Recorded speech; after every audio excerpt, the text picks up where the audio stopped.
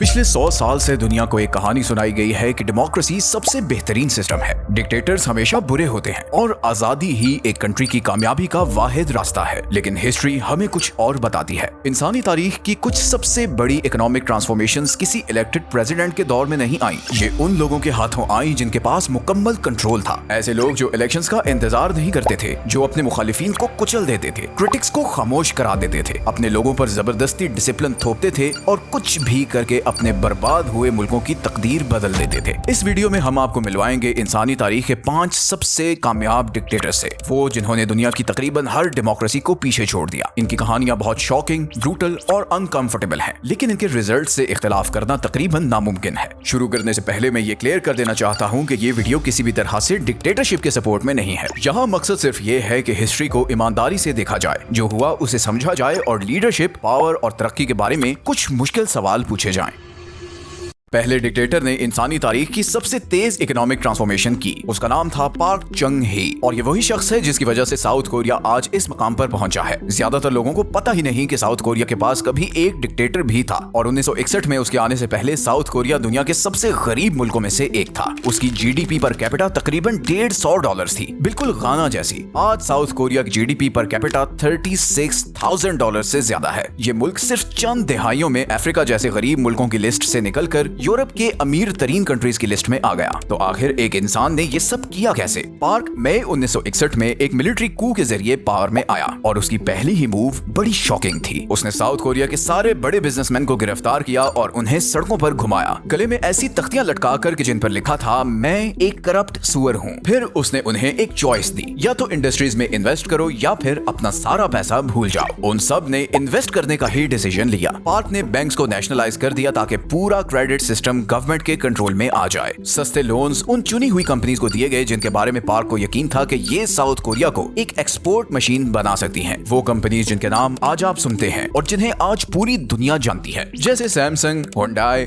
LG, Daewoo. उसने उन्हें export targets दिए। अगर वो टारगेट्स पूरी करती तो उन्हें ज्यादा पैसा, ज्यादा टैक्स एग्जेम्पशंस और ज्यादा प्रोटेक्शन मिलती। लेकिन अगर वो टारगेट मिस करती तो कोई सपोर्ट ना मिलती। होंडाई को शिप बिल्डिंग का कोई एक्सपीरियंस नहीं था, लेकिन पार्क ने उन्हें फिर भी इस काम में धकेला। 1980s तक साउथ कोरिया दुनिया का दूसरा सबसे बड़ा शिप बिल्डर बन चुका था। सैमसंग शुगर और वूल बनाने से निकलकर ऐसी सेमीकंडक्टर चिप्स बनाने लगा जो आज आधी मॉडर्न दुनिया को चलाती है। नंबर्स की बात करें तो वो अनबिलीवेबल है। साउथ कोरिया की जीडीपी लगातार 3 दहाइयों तक हर साल 8% से ज्यादा बढ़ी है। एक्सपोर्ट्स $480 मिलियन से उभर कर तकरीबन $128 बिलियन तक पहुंच गई। लेकिन इस सब की बहुत भारी कीमत चुकानी पड़ी। फैक्ट्रीज में टीनेज लड़कियां 14 घंटे रोजाना काम करती थी। कुछ जगाए रखने के लिए एम्फेटामीन के इंजेक्शंस तक लगाए जाते थे। लेबर राइट्स कुचल दिए गए और प्रोटेस्ट्स को भी दबा दिया गया था। 1972 में पार्क ने कॉन्स्टिट्यूशन में तब्दीली की और खुद को अनलिमिटेड पावर दे दी। वो एक ही ऑर्डर से मुखालिफिन को खामोश करा सकता था, आजादियां सस्पेंड कर सकता था और पूरा पॉलिटिकल सिस्टम कंट्रोल कर सकता था। आखिर में 1979 में उसे उसके अपने ही इंटेलिजेंस चीफ ने गोली मार दी। साउथ कोरिया वैसे तो 1987 तक डेमोक्रेसी नहीं बना, लेकिन जो मुल्क पार्क ने बनाया वो आज भी कायम है, आज भी अमीर है और आज भी दुनिया की सबसे ताकतवर इकोनॉमीज में से एक है। दूसरे डिक्टेटर की बात करें तो उसने दुनिया का सबसे बेहतरीन तरीके से चलने वाला मुल्क बनाया। उसका नाम था ली क्वान यू और उसकी कहानी बहुत जबरदस्त है। वो कभी नहीं चाहता था कि सिंगापुर एक आजाद मुल्क बने। वो कभी इसका डिक्टेटर नहीं बनना चाहता था और उसकी आवाम भी कभी आजादी नहीं चाहती थी। 1965 में सिंगापुर को असल में मलेशियन फेडरेशन से निकाल दिया गया। ऐसा करने से वो मॉडर्न तारीख का वो अकेला मुल्क बन गया जिसने अपनी मर्जी के खिलाफ आजादी हासिल की। उनके पास कोई फौज नहीं थी, पीने का पानी नहीं था, कोई नेचुरल रिसोर्सेज नहीं थे, कोई इंडस्ट्री नहीं थी और आधी आबादी पढ़ लिख तक नहीं सकती थी। जिस दिन आजादी का ऐलान हुआ, Lee Kuan Yew national television पर रो पड़ा क्योंकि उसे यकीन था कि उसका मुल्क अब बस खत्म होने वाला है। लेकिन सिंगापुर खत्म नहीं हुआ, वो एशिया का सबसे अमीर मुल्क बन गया। 1965 में सिंगापुर की जीडीपी पर कैपिटा सिर्फ $516 थी। 1990 में जब ली ने कुर्सी छोड़ी तब तक ये तकरीबन $12,000 तक पहुंच चुकी थी और आज ये $90,000 हजार डॉलर से भी ऊपर है। इन्हें कभी तेल नहीं मिला, कभी सोना नहीं मिला,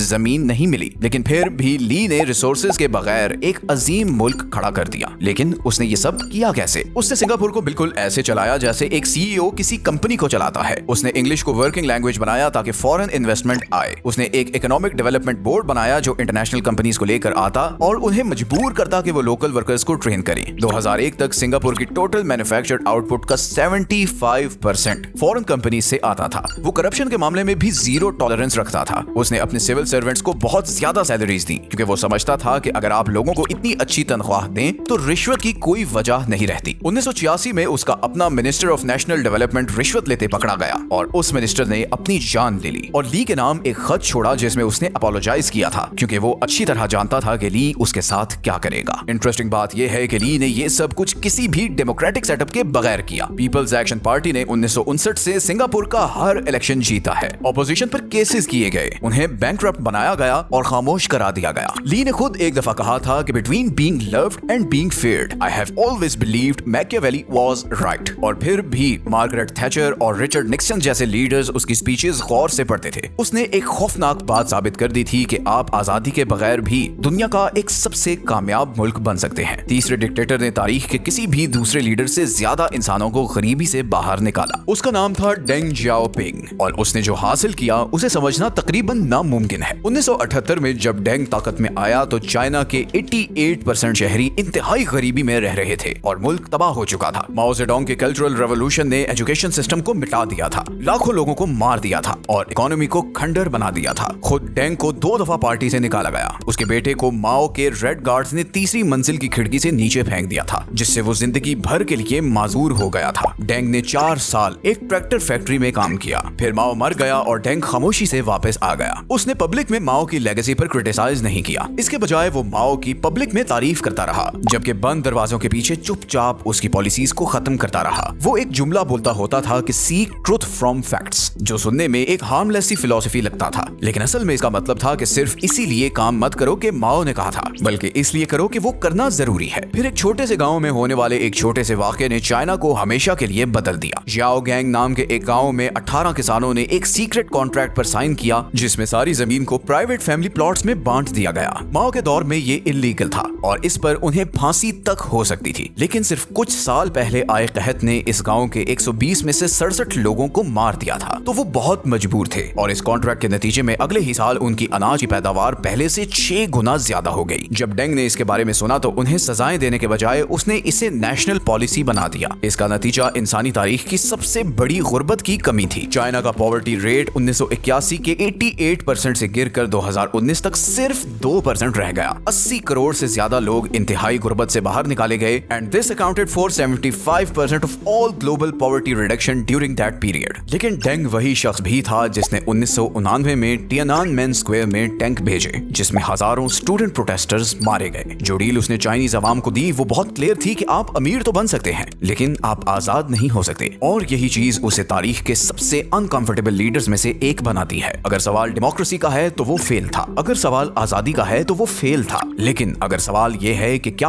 आम लोग खाना खा सकते थे, काम कर सकते थे, अपने बच्चों को स्कूल भेज सकते थे और गुर्बत से निकल सकते थे, तो तारीख में शायद ही किसी लीडर ने डेंग जियाओपिंग से ज्यादा जिंदगियां बदली हों। चौथे डिक्टेटर ने कुछ ऐसा हासिल किया जो तारीख में शायद ही कोई दूसरा डिक्टेटर कभी कर पाया हो। वो अकेला डिक्टेटर था जिसे वाकई में पसंद किया जाता था। उसका नाम था जोसेफ ब्रोज टीटो और उसने 3 दहाइयों से ज्यादा अरसा यूगोस्लाविया पर हुकूमत की। ज्यादातर डिक्टेटर से खौफ खाया जाता है, सिर्फ कुछ की इज्जत की जाती है और बहुत ही कम को पसंद किया जाता है। टीटो को हर जगह पसंद किया जाता था और उसकी वजह ये थी कि उसने सोवियत यूनियन के आगे झुकने से इनकार कर दिया। इस बात ने स्टालिन को इतना गुस्सा दिलाया कि कहते हैं स्टालिन ने टीटो को 22 दफा कत्ल करने की कोशिश की। आखिर टीटो ने स्टालिन को एक खत लिखा जिसका मतलब कुछ यूं था, मुझे मारने के लिए लोग भेजना बंद करो वरना मैं एक आदमी मॉस्को भेजूंगा और मुझे दूसरा भेजने की जरूरत नहीं पड़ेगी। और फिर स्टालिन ने उसे मारने की कोशिश करना छोड़ दी। क्योंकि टीटो ने सोवियत पपेट बनने से इनकार कर दिया था, वेस्ट अचानक उसमें बहुत इंटरेस्ट लेने लगा। और उसने इस लेवरेज को शानदार तरीके से इस्तेमाल किया। 1961 में उसने इंडिया,